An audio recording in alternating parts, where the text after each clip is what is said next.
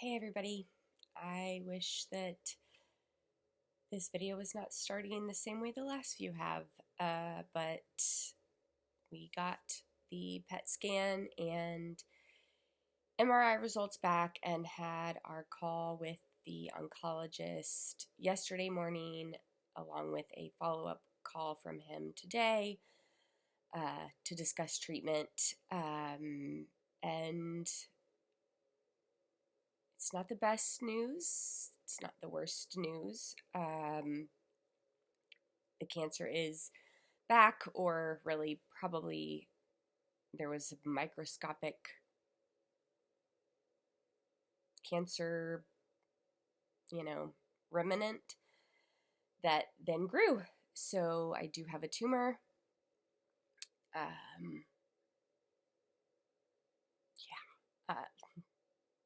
I did know what I was going to say, and now it's just all flown out of my head. But I do have a tumor. It is sitting on my dura, which is the lining of my brain, which is making things tricky from a option, like treatment option perspective.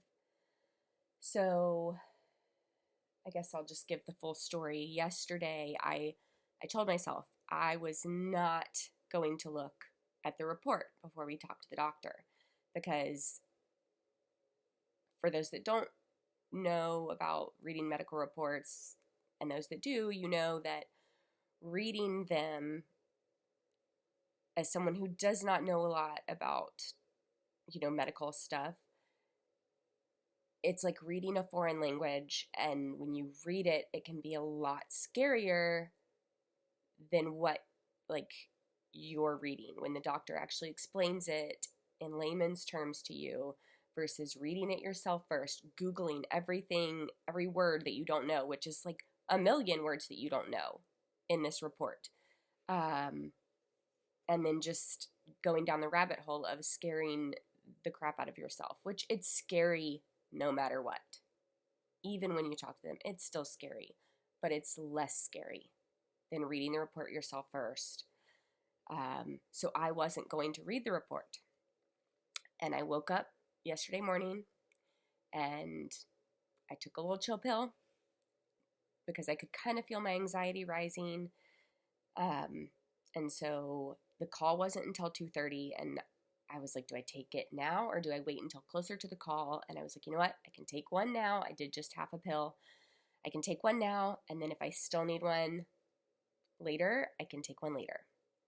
And I am so glad that I took that when I did, because I almost went into the office before taking my shower because I just wanted a hug from Babe, who stayed home from work and was working from home so that he could be here for the call in the afternoon. So I took my morning concoction of vitamins and supplements, and then took a half an Ativan, got in the shower, and just kind of let myself decompress. And I was like, I've got this day. This day does not have me. God is with me. It's okay. Whatever the outcome is. And the baby started making noise about that time, and I was going to go get her from her room, but I went into the office first because I still wanted a hug. And my husband takes one look at me and just starts crying. Grown men do cry. And he was just crying. And I couldn't understand what he was saying, and he kept pointing at his phone. And so part of me was like, did someone die? Like, is Papa, did his dad pass away? That was my first thought, not knowing what the day was. And that so I went over and I just start hugging him. I start hugging him because he's crying, and he just starts saying, it's not good, it's not good, it's not good. And my head just went, bad word, bad word. I said, you looked at the report, didn't you? And he said, it's not good. I don't know what they're going to do. I don't know what they're going to do. And I was like, it's okay.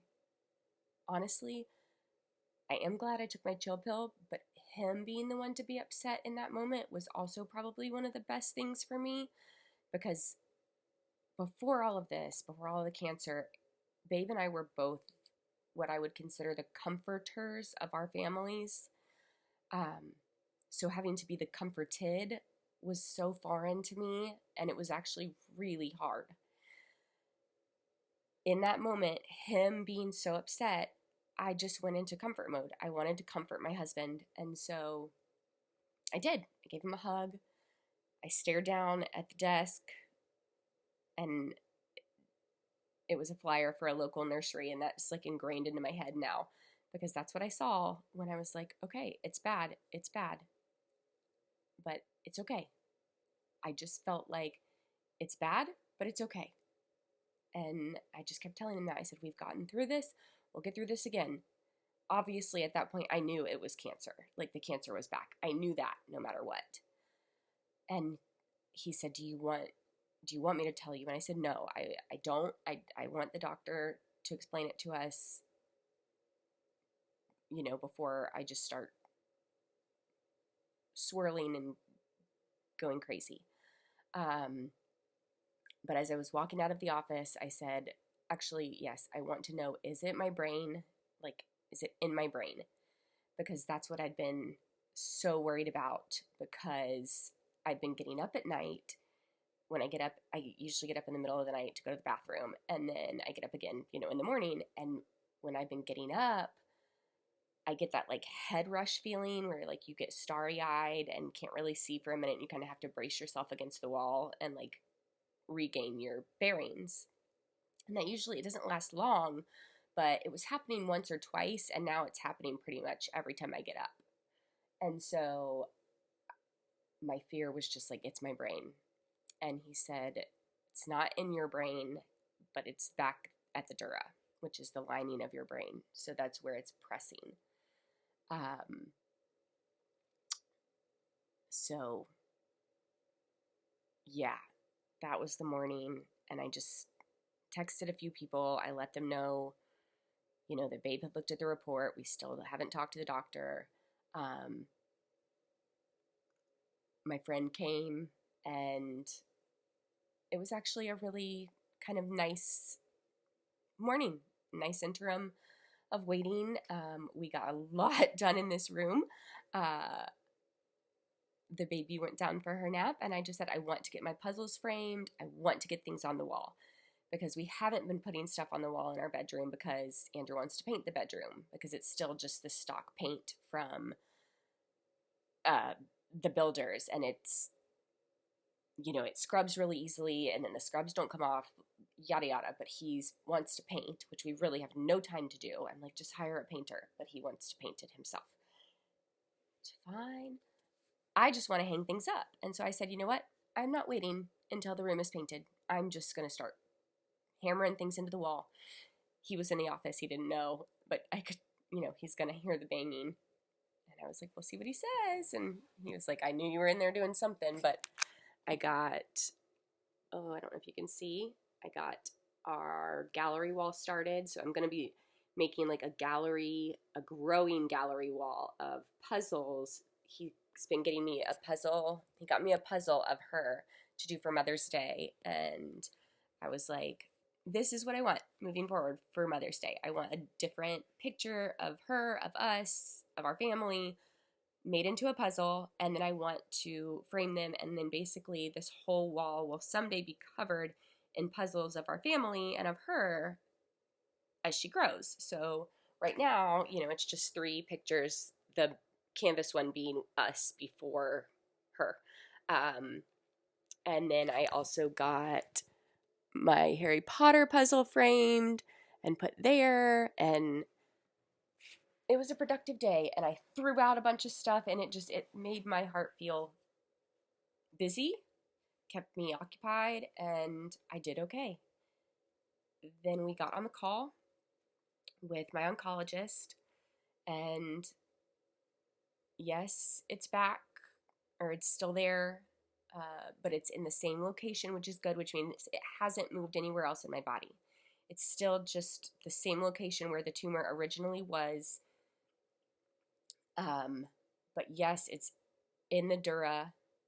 It has doubled in size. It's still small, but it's doubled in size since the last imaging was done. And with that last imaging, they thought that it was most likely or could be just inflammation, and it was very small. And so we didn't do a PET scan then. Because my markers went up, and then they ordered the CT scan, which had the abnormalities, which then made them order the MRI and now PET, that showed that it is a tumor. It's growing. It doubled in size between, in a couple months.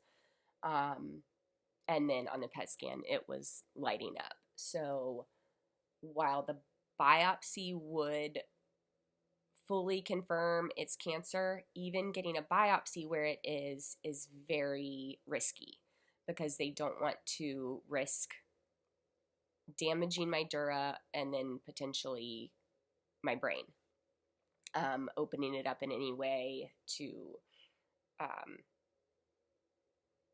they don't want to disrupt the dura, because your dura protects your brain. And so even getting a biopsy is very tricky. And so, yes, it's lighting up on the PET scan. Sometimes the PET scans light up and it's not necessarily cancer until it's confirmed with a biopsy, but it's treated as if it's cancer. And so, because it most likely is. And so we're moving forward with the PET scan having basically told us it's cancer. And now it's, how do we approach that? So at the end of our call with him on yesterday was Wednesday. Basically the options were, do we do surgery? Do we do radiation? And when he said that, I looked at Andrew and I was like, I'm not doing more radiation. Radiation was so bad and has been what's caused the issues that I'm having with my skin flap, where I have the hole and the bone exposure and all of that. That's caused by the radiation. I was like, I am not doing more radiation. I didn't say that right then. I just looked at Andrew and he knew, and I knew he felt the same way. And then the other option was chemo or immunotherapy. Chemo, targets your whole body, wrecks your body in a lot of ways while it's trying to get rid of the cancer. So that wasn't his first choice, because with chemo, it's targeting everything, and there's no guarantee that it's going to directly target the tumor that they're trying to target. But that's still an option, along with immunotherapy. Immunotherapy can shrink it, but immunotherapy is more kind of keeping it stable. So I would technically still have a tumor. It's only in like 4 to 6% of people that it would actually like cure it, versus keeping it stable and keeping it from metastasizing and growing. So he said, we will be meeting. I'm pulling this to the front of the tumor board, which meets today. So the tumor board was meeting the day after our call. And so he said, I'm going to discuss this all with the tumor ward, who will include my surgeon, who's done all the work, radiation doctors, neurosurgeons, because with the type of surgery, if we're going to go surgically, it would have to be a neurosurgery team. And so they would be meeting, and he would give me just a call, once they kind of talked and formulated what they thought would be the best course of action. So get a call this morning. Sweet girl. She had woken up while I was, and all this stuff just happens while I'm in the shower. I was showering. She was still sleeping, but she woke up mid-shower. So I was finishing up, getting ready to go get her. Again, oh no, I did not walk into the office. I was texting a friend and was literally telling her she was asking me if I had gotten on to make a video yet, because she knows that I was just telling her, I was starting to feel nauseous, and I didn't know if it was from anxiety or just I needed to eat, or, waiting on the anticipation of the call. And she asked, she's like, have you done a video yet?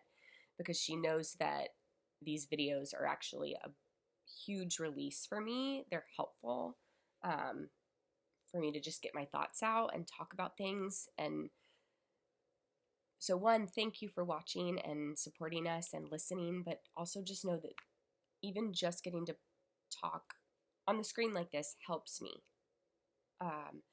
And so I was literally in the middle of texting her. I was saying, I haven't yet. I was going to wait until I heard back from my oncologist, but he hasn't called yet. So I may just go make a video before that because, yeah, it'll probably help. But literally as I'm typing that, he calls. So I go into the office so the babe can hear. We patch my dad in. And of course, he says, you know, we discussed all the options. We talked about surgery, but where it is so risky. That surgery, they feel the risks outweigh the benefits of doing surgery there. And so I was just like, okay, so then what do we do? You know, and he said, chemo, same thing, the risks, the damage to your body, what you'll have to put your body through to not necessarily target the tumor specifically and know if we'll be able to fully target that area, again, isn't our best option. We recommend radiation. And my heart just sank. I mean, I just was like, bad word, bad word, bad word. And if you want to know what I'm thinking when I'm saying bad word, it's the bad word. But yeah, my heart just sank. But then he said it's a very specialized radiation called gamma knife radiation. We actually call it radiosurgery because it's that localized and that specific to that targeted tumor that it's like surgery, even though it's radiation. And I said, okay, does it mean I'm going back through 40 more sessions? And he said, no, it is 3 to 5 total sessions max, not 3 to 5 weeks, 3 to 5 total sessions. And it's so targeted. So my dad asked, well, what about the effects to her skin? Like, she's dealing with all of this stuff now surgically because of what the radiation did to her skin. And he said there may be mild redness, but because of this type of radiation, it is not as harmful to your skin as the radiation you've had before. And when he said that, and when he said 3 to total 5 sessions, I just dropped. My knees hit the floor. They did. My knees hit the floor, and I just said, thank you. Thank you, Lord. Like, I can do that. And I know I can do anything because I've done anything up to this point, but boy, I did not want to do anything. The thought of going through radiation again, I would have had to go through some serious therapy to be able to get me to do that again. So yeah, it's called gamma knife radiation. And then when we got off, we looked it up because it's my oncologist telling me this, which he knows about it, but he's not the radiation doctor. I haven't heard from him yet. And my radiation doctor is one of my favorites because he gives it to me straight. My oncologist, I feel like he tells me what I want to hear. So I was like, okay, 3 to 5 sessions, not as bad side effects. That sounds great, right? But I was like, my radiation doctor is going to be straightforward with me. He'll really let me know. But in the meantime, of course, we've gone on and looked up gamma knife radiation, and it has confirmed what my oncologist said. So I'm hopeful. I think I still feel a lot of peace. I'm so grateful for that. God has just been there through this. I know at some point I'm probably going to fall apart and have that moment. My sweet mom texted me and was like, I'm so sorry you had to comfort me. She was here for the call with the oncologist and she started crying. And so I'm hugging her and having to comfort her. And she's like, I should be comforting you. You shouldn't have had to comfort me. And I said, no, Mom, it was okay. You know, that helped her. being the one that needed comfort, that helped me. And I've just felt okay. I, I know it's coming, but I felt okay. I think I knew. I think in the back of my mind, as much as I was hoping it was inflammation, I knew that it wasn't. I kept speaking over myself. It's just inflammation. It's just inflammation. But I just think I knew. And so it sucks. It still sucks. I mean, yes, I'm okay. I'm doing okay. After everyone left yesterday, I was like, you know what? I'm tired. And I got in the bed and I passed right out at like 6. I think I slept from like 6:30 to 8 when the baby came in and was like, Mama, Mama. She was like, it's time for me to go to bed and you're going to get up and put me to sleep. Because we've started a new routine with her where we're reading books on the couch. Andrew's the one who used to put her to sleep.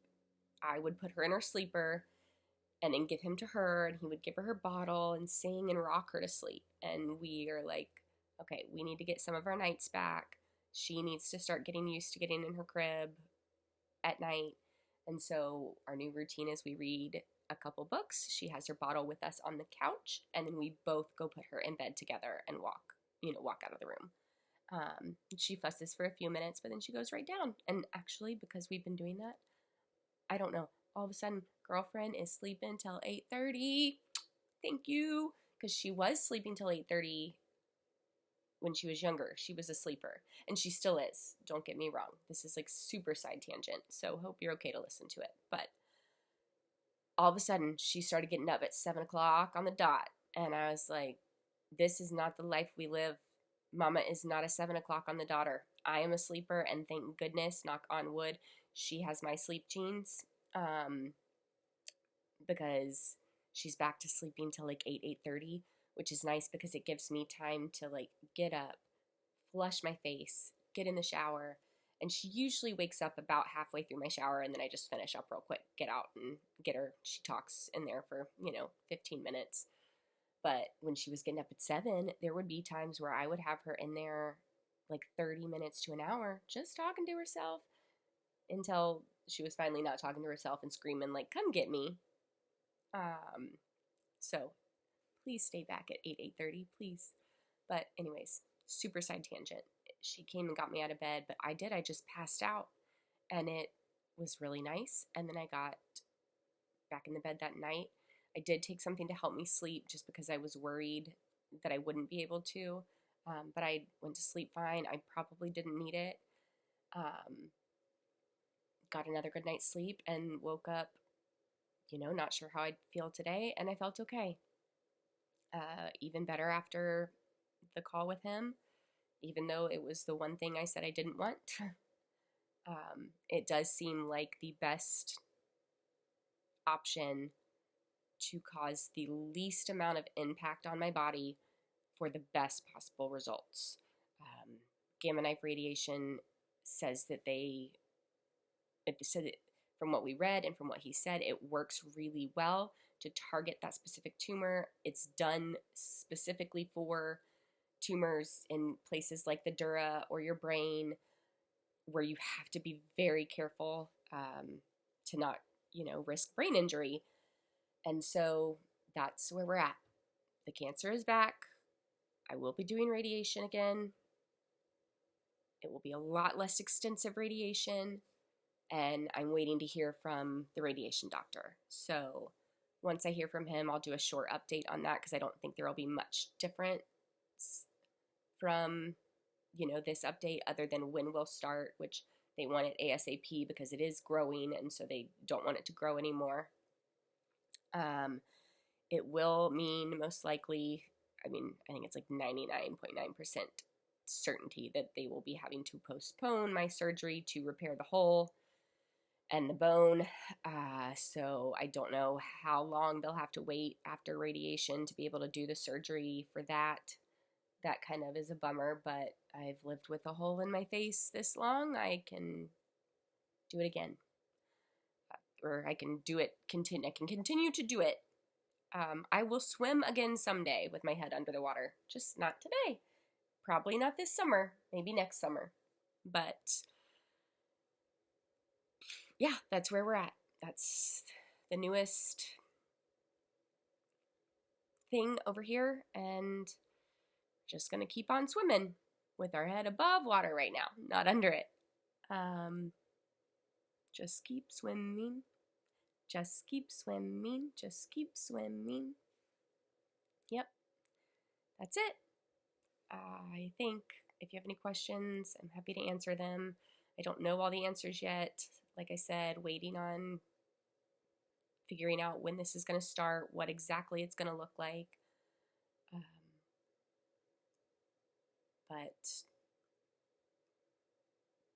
we're going to keep forging forward. All right. Thanks, everyone. Have a great weekend. Bye.